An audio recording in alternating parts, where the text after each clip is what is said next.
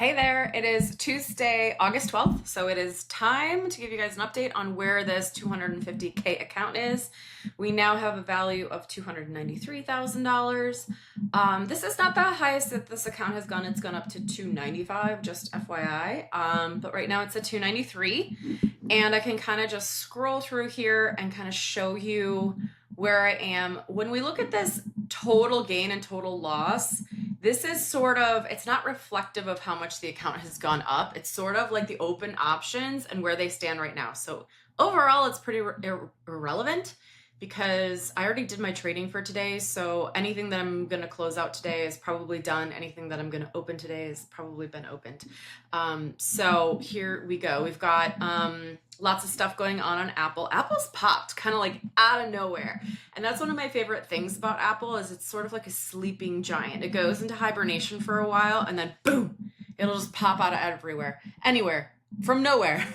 So a lot of people will say like, oh, Apple, I mean, is it really that great anymore? Is it really that great anymore? Yes, it absolutely is. It just doesn't move quickly. And as like a lazy options trader, that's kind of a cool thing. It's not necessarily a bad thing. Okay, Amazon, lots of stuff going on there, right? I'm kind of building my position with more shares there. ASTS, we have 780 shares. We're just doing a lot of put credit spreads and call credit spreads on that sucker. It's super fun. Costco, I'm still not really using that leap right now. Ionic, 800 shares, and we've got lots of put credit spreads and call credit spreads. I don't think we have any puts because I closed those out this morning. Closed out a lot of put credit spreads today on ASTS. One more thing I wanted to talk about with Costco is it's very interesting. I feel like Costco is in a consolidation year. So usually what ends up happening with the best stocks in the market is they kind of like go on this crazy bull run for like 4 years. And then their fifth year, they'll have a consolidation year where it just kind of won't go anywhere. And it was one of my fears coming into this year that was going to happen this year. And here it is. It's happening. Okay. So I might not get a whole lot of use out of this $10,000 leap because right now it's only worth $3,700. I've sold 2 or 3 calls against it. So I've probably made like $3,000 on selling calls against the leap. So my total loss is like right now, 3,000 or something like that. I'm not too concerned about it overall. I think I would like a little bit of a tax write-off at the end of the year on some of these gains. So we'll see if I can harvest it for that. And then we've got Palantir, which, you guys, I set up call credit spreads over earnings, and this stock just like took off. So I had to do a lot of trade management regarding that, okay? So one of my general rules of thumb is like, don't do call credit spreads over earnings. But I did some. And so I sort of got stuck in managing that a lot this month, which was interesting. And then Walmart has popped. So a lot of people in my Millionaire Mentorship program were asking, hey, Erica, Walmart's been so sleepy lately. Why did it go from 907 to 103? And that is simply because Walmart is having a run up to their earnings. So the earnings, I think, is like maybe the 21st or last week of August. So that is why. And we'll see if it can hold on to this or pop or stay the same thereabouts. But I have some covered calls and some diagonals going on there in Walmart. And you can see that my margin is 77,000 right now. So I'm getting some cash back in the account to pay down that margin on this week. So these will probably be called away for $9,700 each. I've got 2 of them. And then that might be it for funds coming back into the account. Oh, this Ionic for 3,300. Do we have any ASTS coming in? No, not yet. And Amazon. Amazon has a lot coming in September. And then, ooh, here we go. Apple, 21,500. So that margin's going to come down pretty quick on Monday morning next week. I think our last video ended the middle of July, right? So I'm just going to take you in the middle of July and show you kind of what I was been working on August. I'll move my head over here. Okay. So let's look up about this. So I started some more diagonal spreads on Apple because legit, I didn't think that this stock was going to pop too much. And then boom, it did, right? I mean, like, again, it will surprise you. Not a big deal because I was able to manage those. We have some expired calls, so those were full profit. Just some more covered calls here. Nice premiums coming in for 1,138, another 606, 303, 293, 368. You can see how profitable trading Apple is, and then people are like, I don't know, man, does it really work? Yes, of course it works. So that's kind of where we are with that. I did have to buy to close, roll out and up here to try to like collect more when I'm going to be called away. I don't expect to get to like the 225 price that maybe Apple is right now, but if you see here, I had a 210 call, okay, and then I rolled up to 215, so that makes me $500 more in capital, or preserves $500 more in capital, and then I was able to just take in, gosh, what would that be, $32 or something like that, $30 in premium on a contract. Think about making moves like that. Those are good moves to make, right? I mean, you have to be a little bit more patient. You're going to wait another 3 weeks to get cash back in your account if that's important to you, but you are preserving or creating another $500 there, $530 in this case. So just a lot of management, trying to roll out and up to keep some of the cash that is in these positions. Even if you look at some of these calls, like, wow, they're deep in the money, right? So I did the same thing here where I went from 215 up to 220 just to try to get a higher strike price for when these sell away. I do believe they'll sell away. If they don't, I'll be happy actually that I can keep these shares and keep bringing down my cost basis. So that is what's going on with Apple right now.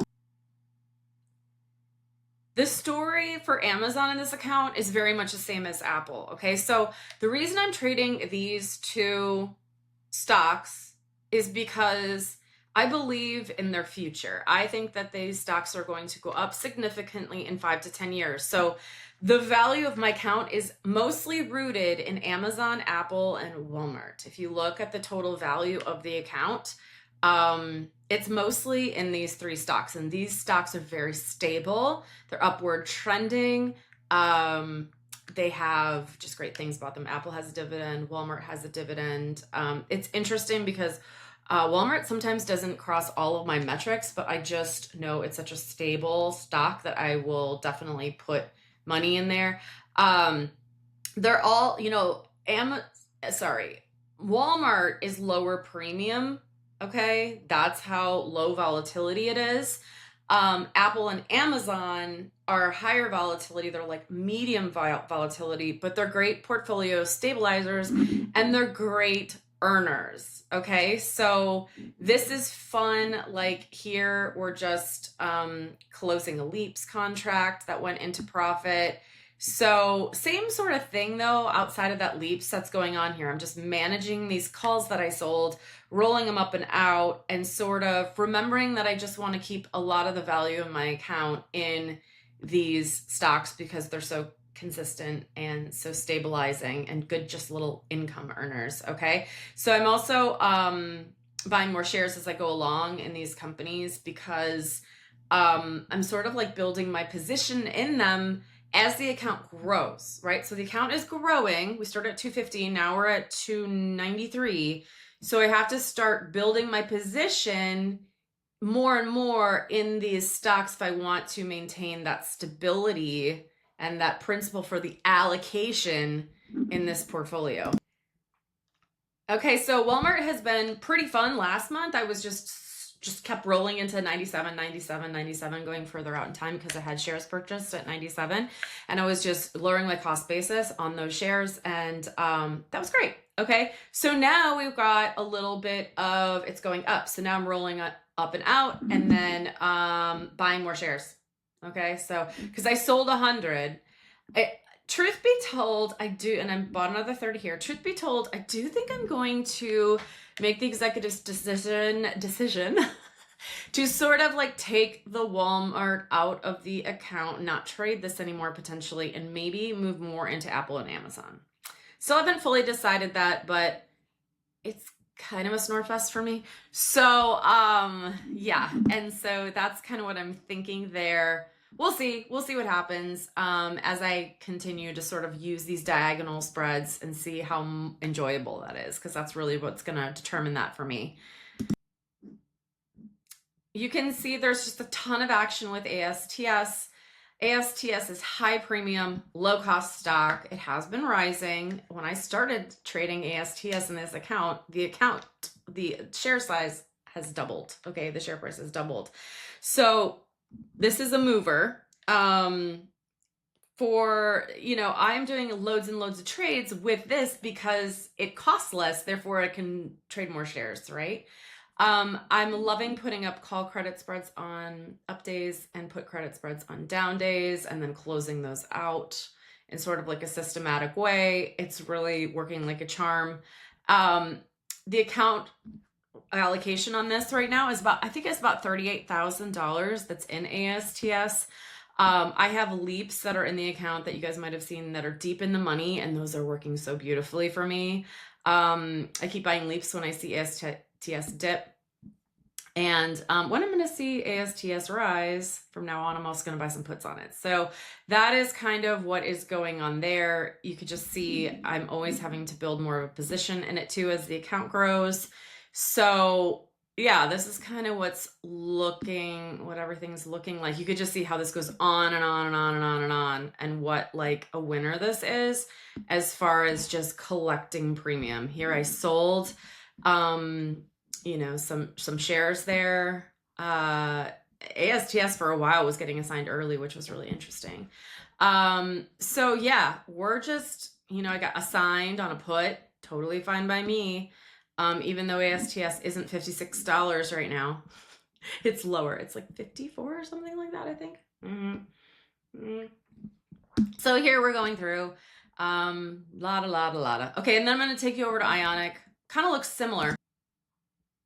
So Ionic, it was behaving a very similar sort of stock pattern to ASTS, which was why I picked it. And it's in quantum computing, which has this like ability in the future to be the next thing that's going to be like AI that's just going to dominate the market. We're far away from that right now, just FYI, but like years and years away. But that's why I picked it. It's for anyone who's interested to know. And this has had less like volatility in the stock price. So there's less going on Ionic. And I have less shares in it, but it's still pretty darn fun to trade and very profitable. So I'm loving what's going on there. I do wish it would become a bit more volatile. It did have a pullback today, so maybe I'll get what I'm looking for. All right, so Palantir. You guys, there's so much that went on with Palantir in this account. It's crazy. But these are call credit spreads, so selling the 175, buying the 210.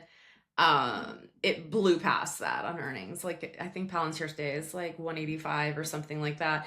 Buying some calls, buying some shares, buying more shares, all this sorts of stuff. I mean, I